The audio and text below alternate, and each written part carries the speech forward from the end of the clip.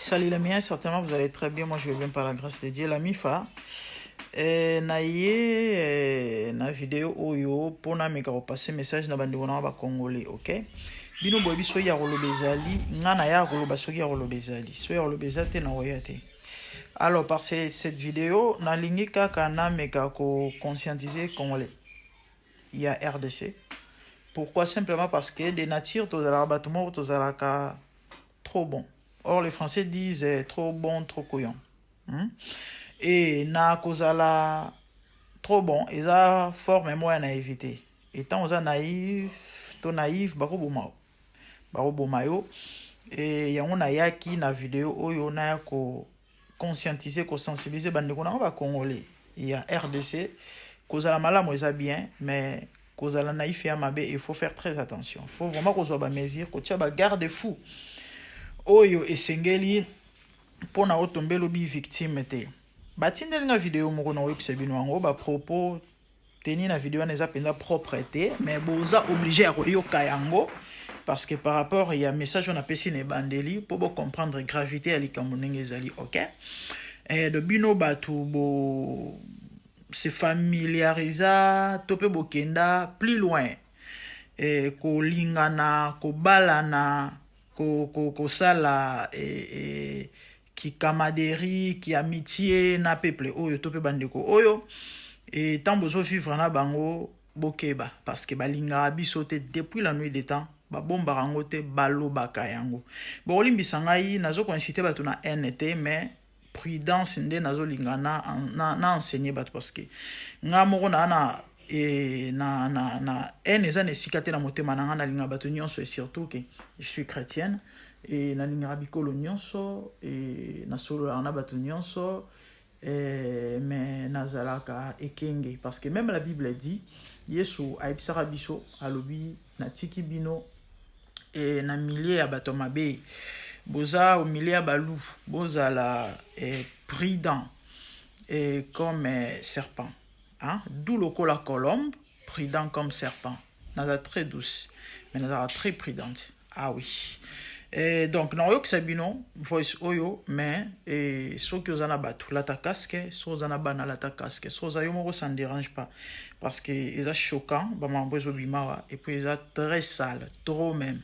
Mais c'est important boyo kayango, et puis na souka, et bon, peut-être na yok sa mondamboy. Et c'est la deuxième vidéo certainement choisissez il faut na salango pour vous mendeko parce que na ligne bino mingi hein et ça fait mal et olalo la muki ote baboma ye mutukuna parce que babiloko wana tozwaka ngo toyoka yango pona ne ka pona méchanceté pona jalousie non pas parce que mutu azali mabe to asala ye mabe ka po balinga abisote po balinga abisote et pona loba mingi te toyoka nanu et puis après bongo Nako continue, merci. Attendez.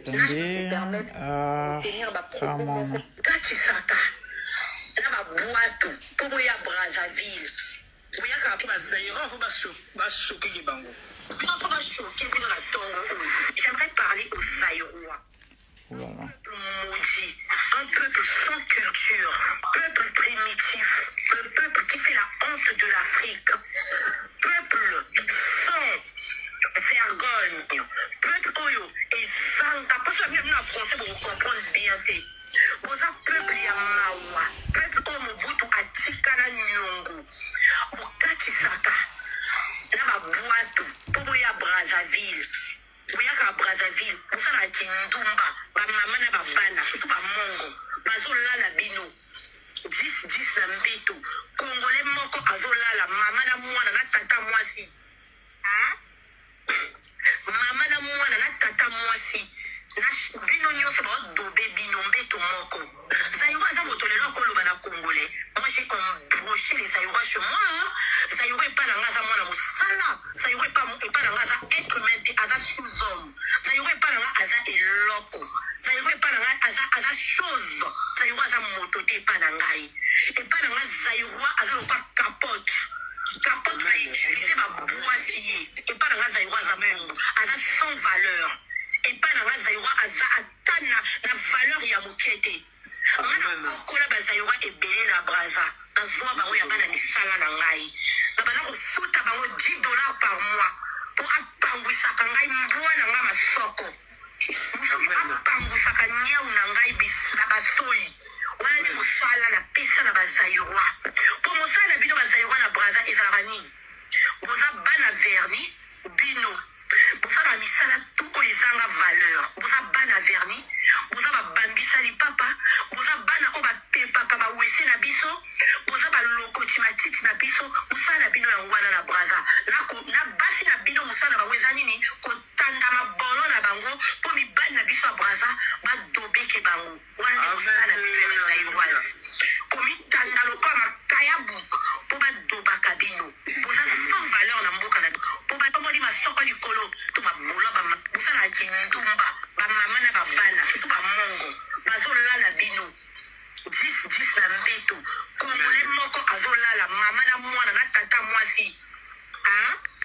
boza sans valeur na mboka na biso kobanda na lumumba ebembe ya mama ya lumumba héros national ya kizengi lumumba zoba ya bahéros national batanga baseda fengor bachape lumumba na kati batanga bamarie ngwabi bachape kizengi ya lumumba na kati héros national ya masoko héros national ya lifuni ya likami héros national moko ya zoba yango avant baboma ye badoba ye bapanza ye lifuni wana lumumba zoba. Nache pause. This is not funny, eh? This is not funny. Not at all. Not at all. Tina niwa ofinga Lumumba. Mama, tangelanga kombo ya Brazzaville moko yo batonga evre ata evre d'art to elo moko ya lokumu ya valeur ba pesa kombo na pays étranger. Pesa ngai soka zali bande obokomela na commentaire.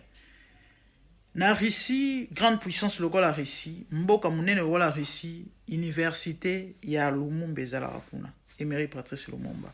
Pour ton information. Oyo finga wana. Une méchanceté gratuite. Parce que si tu poses question à ndeko yo, a finga biso po anini. Ana argumenté. Et ana argumenté. Et ne venez pas m'écrire dans les commentaires que maman pour nini to fallait pas. Non. Et je crois dans l'introduction dans clair. OK? Voilà. Toujours qu'il faut la soso déjà na este to kufie belé. Donc bah oyo bah tikali il faut se mettre en abri. Il faut que tu garde, il faut se protéger. La famille na joie courage à opposer question pendant au moins congolais en gambo. Na live moi plus ou moins 2 ans passés. Et n'habite za sirnini na se retrouver na live wana na tuni ndeko wana pourquoi bolinga bisote parce que eza ya ko bombate hein et nini pona moto peut-être mbali boso ezala na obo bandakala na ba live na ba finga biso ka boy sans raison donc ba toi haine ba toi keto sans raison de la place na biso fallait za la bango na posa ndeko na question abisinga parce que vous faites la honte. Boza bandumba pe boza miyibi. Nde na otu na motu na bo répondre dans les commentaires s'il vous plaît. Na mokili mobimba na ba continent nyonso to yebeza na mokili ya bato yo. Eza na pays moko oyo na mboka wana ba prostituer na ba miyibi bazangi bazala raté. Yana pas. Na Congo Brazzaville mobimba topé ba Brazzaville nyonso ba na monde entier za na Congo na mboka na bango to ailleurs. Ba prostituer ba existera te to miyibi bazala raté. Bazali partout même na mboka mindele ba existera bazalaka sikoyo soki bino pe bozala bandumba na miyibi et yo ko finga to ko ina biso parce que to bandumba na miyibi en fait ça ne tient pas debout boma zairwa tika nyoka ezali liseso to yebi ya ba Brazzavillois depuis ba Brazzavillois parce que exception et accomplisse la règle ba Brazzavillois oyo ya moko mibale et basé exception basé na mambo te bolimbisa ngai fa na mentionner peut-être en ebandeli mais généralement to yebi ki baza boy et la famille ngana kenda na vanda na Brazza et papa na ngaki na mission de service j'avais plus ou moins 8 ans j'avais plus ou moins 8 ans mukomoro boy to vanda na kata lopango boy vidéo comme na suka na deuxième partie ya nini o na osela bino na osa continuité hein et puis bon on a ko expliquer bino plus merci. La famille, je continue. Na bana obeta lisolo, na vana na Braza. Na Point Noir précisément. Et pendant plus ou moins 6 mois, mon père travaillait pour Bureau Veritas, na Angola précisément. Et comme Veritas est là partout le monde entier, il y a une mission de service. Et à Memarabiso. Mon comme Soussou, et ma camarade, il y a bana ekolo lopango ba kotala bango tambaye toza ki ngana grande sœur nanga, elle avait plus ou moins 10 ans, moi j'avais plus ou moins 8 ans. Et après taba moni biso ba sepel na biso ba luli biso i bano kitoko oyoka so mukolo sepel na mwana ninge zala dijara e pusana simba e taka ba yoki tolobi lingala. Je parle à ma sœur et ba yoki accent ba comprendre que non toza bazaïroa bande ko ba repousser biso bazande bazaïroa batindika biso et du coup ba bandi otonga mupandi ba bandi koseka nazai mwana muke j'avais rien compris bon sauf que et déranger qui est tala mwana muke sala biso bien té na ki mukolo ne na comprendre et ça mamba muke té bozo muke té eza grave ezali sérieux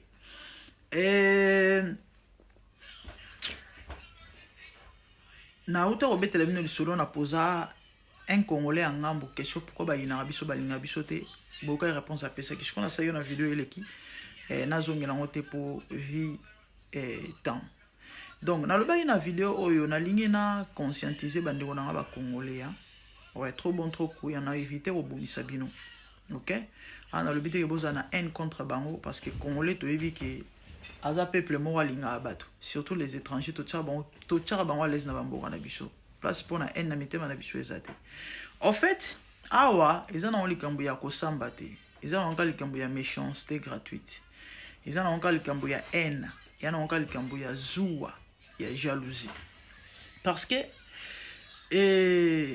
moi ça zo loba ke ba leki biso so na poser question neti na nini ane loire lobate parce que matière bozana matière te matière bolobela ezaka ya biso na TikTok awa tobi ba blogueur topé ba TikToker rebelle na mibali na basi il ne parle que de la RDC de ba actualité na bango ezala kaka mambo RDC soki tembe bokata kolobela mambo na biso total soki bino bobeta masolo ni to boloba nini il y a des youtubeurs TikToker oyo babeta kaka masolo ya Koffi Olomide toyebi bango na besoin atanga ba kombo na bango te nous tolinga bango nous les aimons tobi ke baba ndiko na biso et la fille moi na TikTok pardon na YouTube comme on est kimingai babenga la fille de Koffi Olomide na chaîne na ya beta kama masolo Koffi Olomide ya mutu musute aza Brazzaville bino bosi boyoka Congolais angambu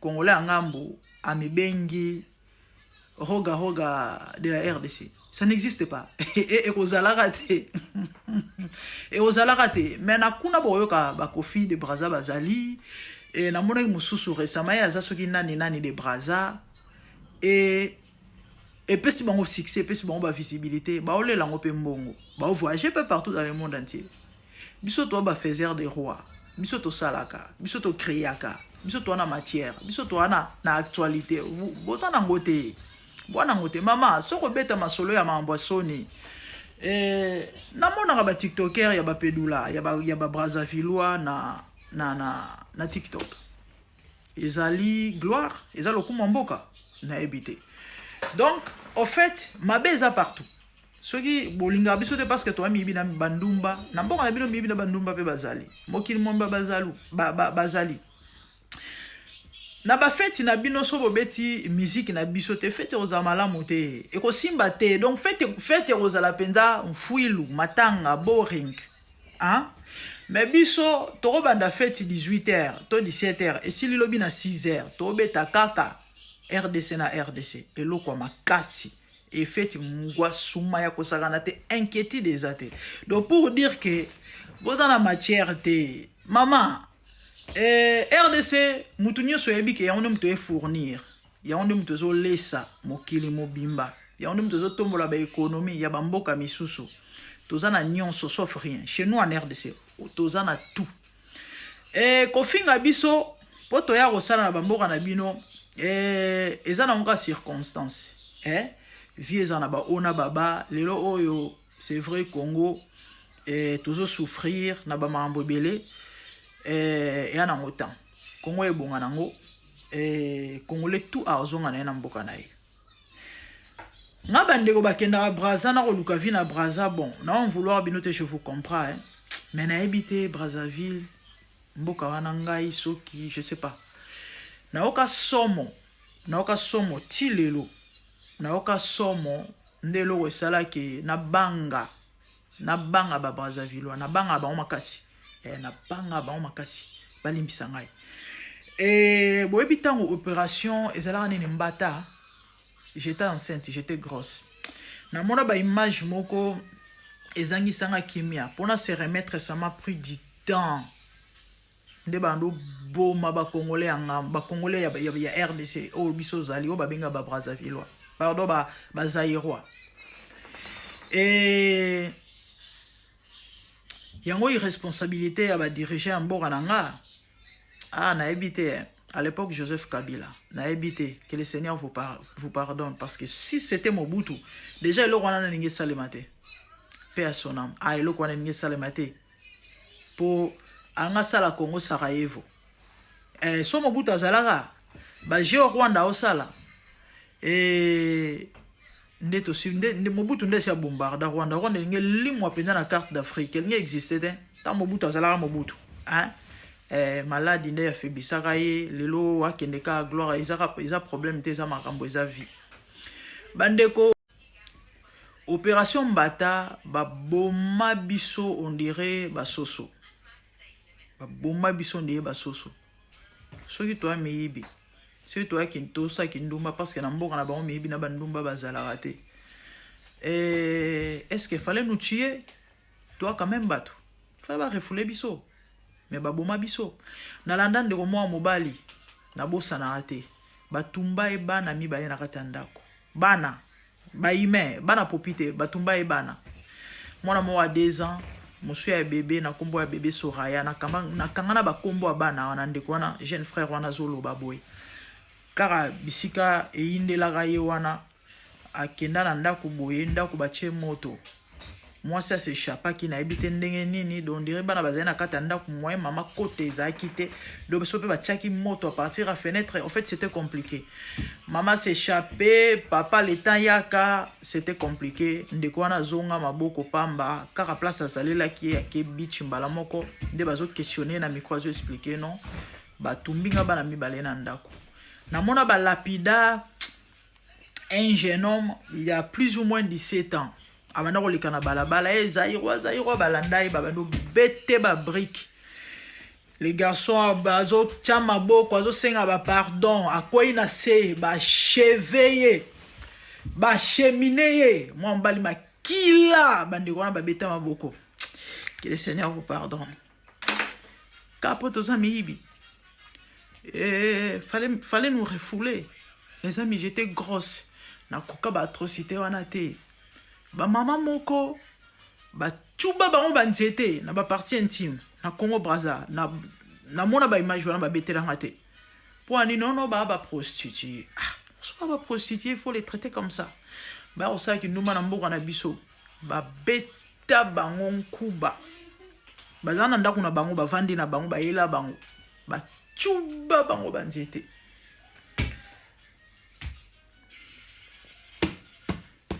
irresponsabilité à Congo ya ba konzi ya RDC na habité au Fouta vous payerez cher et les Brazzavillois tout ce qu'un homme aura semé dit la Bible il le moissonnera nous les Zaïrois bobenga les Zaïrois tout ça va m'embêter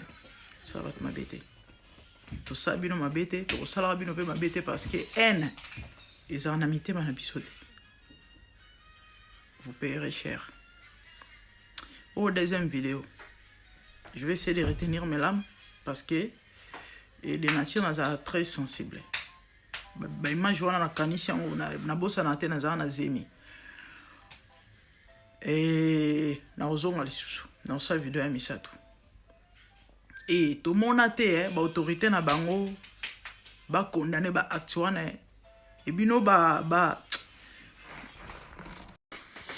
La famille, na bana oloba, na sisa, na chité. Na bana ko conscientiser bande onanga ba congolais. Par rapport à qui motema na bino malamu ki bonté na bino ki bombo na bino ki molamu na bino boza ba naïf te hein. Boye ba batu nini o bovanda na bango. Les Brazzavillois balinga biso te eza na ngoya ko bomba te ba bomba ngo te ba manifesta ngo boy. Boma Zaïrois Tikanyoka. Na ba live na bango, ils ne font que nous insulter. Pour to sali bango nini elorote. Kapo ba réalisa que to l'équipe bango na tout complexe wana muto kotisa bango motema mabe. Et ndeko moi solo ba ke to za peuple moko sans éducation, to za peuple moko mais maman yo o sali live. O finga, ozo bimisa ba mafinga o ngana ko répéter ate par rapport à éducation ngana zwa. Et du coup, bandeko na yo, ba vandi tout, bazolo ba amen. Ba o seka. Olo ba mambo salité ya soni ya somo. Vous êtes très à l'aise. Et beaucoup me sayent, non, boy éduqué. Vous êtes éduqué. Na mambo boy me sayent, non, vous êtes éduqué. A fingi ba président bisonyo so bangana kasavubu. Na lobby, yo fingi ba président ya ba congolais. Yo si o mona président congolais mo o chachoko. So mona président congolais ya choko. Kasavubu mwindo ngolo. Mobutu cappuccino. So zu Laurent Désiré Kabila et mon café. To chité na fachi béton choco frappant. Et aussi mon président de Tchachoko. Déjà tant président de Tchachoko c'est clair qu'il a complexé. Et y a un moni complexe wana motema mabe wana ba invasion nyon sociale ma mboka na biso. Ba trahison nyon so ba trouble ba désordre infiltration et uta na ngambu na bino motema ya mabe. Po bolinga bisote bo pese ba Rwanda bitando na mboka na bino balona basala bilanga na yo una ba mendo revendiquer ba mabele nano te bo yukuta bon na biso ndama au restaurer tozo ko subir kaka de tout ça en fait victime à grâce quoi. Dieu nous a tellement bénis et les lots et créé les biso ba problème mais on va s'en sortir maman to s'en sortir hein. Le fait que tu as un salaire na bamboka na bino, chez nous aussi il y a des Brazzavillois ebele, Bazali ebele. Oh ba salaire na mboka na biso, mais biso tellement ton biso to jalousie, il y a haine, il y a méchanceté. Toujours bango ba tout normal. Bande ko na biso et puis voilà. Bino na motema na bino mabe na bino bat boyeba. Bino bat boyeba, yango moni je plains ba kondia RDC. Na mabe nyonso yo bato basala pe basala biso aucune réaction so eza Mobutu nde ba mambo ko sala mabongo te pe ko zala ndenge wana te ezaka pasi ezaka mawa ba boma bato awa ba konza mboka RDC ba réagissa te et ba kondia ya Brazza ata mutu mota condamna ba atrocité ba boma bato batumba bato ba beta bato mabanga onoya tu y a aussi des autres dans l'ambour na bon mais est-ce qu'il faut nous tuer faut nous refouler c'est tout besoin de sur l'ambour na biso que bobo ma biso to pe bosa la biso mabe yango na oloba aba congolais na éviter obomisa bino mais talande boyemba ba kondia Brazza bobo ra baba na ba président ouais parce que ce qui vous intéresse c'est l'argent et le reste est talibinoté bobo na attaque Claudia Sassou ya ko condamner ba atrocité hein par rapport à ba mambo eleka bobo na et taliban pourquoi parce que vous avez le roté hein et va considérer binoté hein bino bobo pisa bomba le kumu belé ba le kumu belé et ça passe ça mawa et on va konzamboka Congo so bobi ko protéger peuple na binoté so bobi ko pesa valeur na mboka na binoté na peuple na bino et ça passe bo bana osaka na bisoka boy ya on moni bande ko na conscientiser ba congolais boy ba ko zoa na bino pe ko mise en charge parce que comme on a monté mamabe ya niveau o bat ba ko finga bino ba ko laksa bino kino ba linga bino te enim ya makasi boye mais du coup vous vivez comme si ba ko tchela sila bino ba pozo ba ko boma bino déjà ba bomara ba ko sa bino mabe parce que bazo bomba ngote ba lo bango boy bazo lo bango boy et eza pas ces ama mama na lobi yo mtozo comme ça bino boleki biso botangilanga kombo ya congolais moko autorité congolais moko to mutu mwa munene ya RDC ebani azo Brazzaville za chala ndako botanga bazate Eh, basate. Congolais vrai, Congolais conscient. Yambongo lisusu. Acha baza filosa ndako kena baza filosa wapi. Sikoyo, ba autorité, ba kontina bino ebele babala base baza iroise. Pourquoi? Parce que base baza iroise. Base à goût. Base y a pas comme les autres femmes. Eh, ba Kardashian la biso babala famille présidentielle na bino boyebi. Boyebi. Nga na yebi batu baza base ba ministre na ba généraux na mboka na bino. Na Braza. Congolaise ya RDC zaïroise. Abala général. Ya Kongwanga. Mais bazo rabino te poane. Bino boleki biso fala babala rabino te. Fala bazo rabino, fala babala rabino. Mama, soni mutelo bisabino. Nazu ana motema mabe. Que le Seigneur vous pardonne. Nous on n'a pas la toza na tina. Toza ne sikate rocha en na mitema. Tolinga abino. Le reste c'est ça mambo ya Nzambe. Et il y a le vengeance sans rétribution zaye. Ngana ekana ko conscientiser bande on a ba congolais. Boza maele. Boza la vraiment maele. Et parce que muto alinga kota olingute. Muto alinga kota olingute et muto azo bomba entazo l'action oboye. Do po muto salo mabe ya na ngoje muke. Mama yo zo beta masolo français. Parce que le que sur le bina français to yogate. Oka président na biso so aloba français. Oka éloquence. Fati beton. À chaque fois sur la salle discours faut moi sike bima. Moindre escarmouche. Belliqueuse, battu sur les réseaux sociaux baromika attitude belliqueuse. Bino président na bino sa sala discours boki momo wa sike ningi si monde. Pour l'année pas français antiquité aussi l'Obama kala et l'Obama souté. Yo beta masola français na lobby. Est-ce que ata hymne national na bino eboyemba? Na avana Congo plus de 30 ans passé mais na koyemba hymne national na bino. Parce que mutu ya solo temps avant nambo mo fois s'intégrer. Et plus de 30 ans passé so na koyemba hymne national de c'est clair que bongo na ngato pe cerveau na nga eza n'était n'importe qui. C'est pas n'importe qui.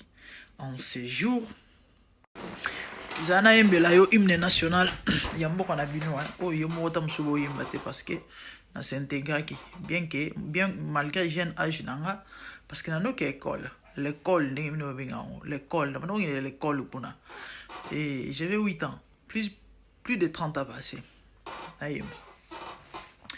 En ce jour le soleil s'élève et notre Congo resplendit.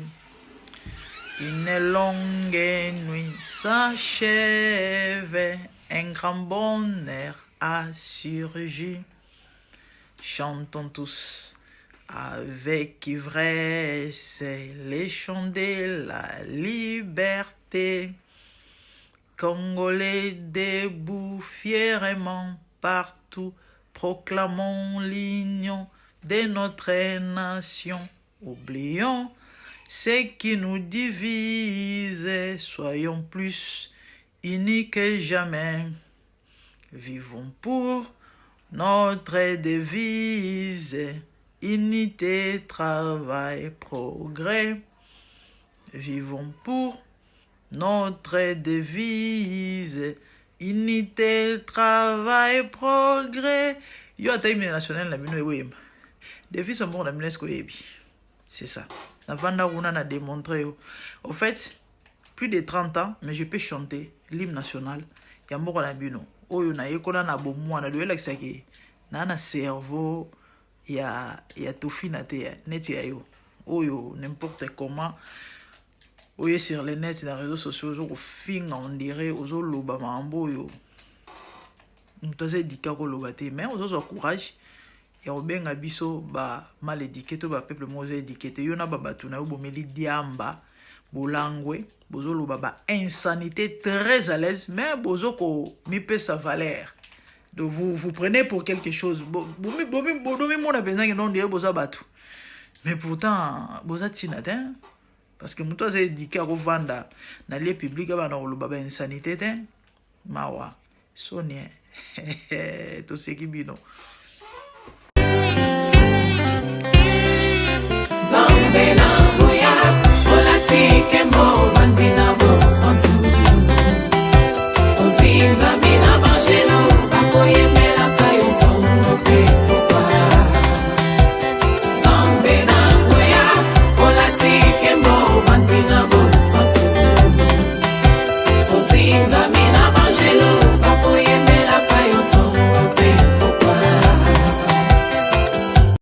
MDG TV, une chaîne Went pour la cause de Christ. Mafuta Yasika, Mafuta Yasika, Mafuta Yasika.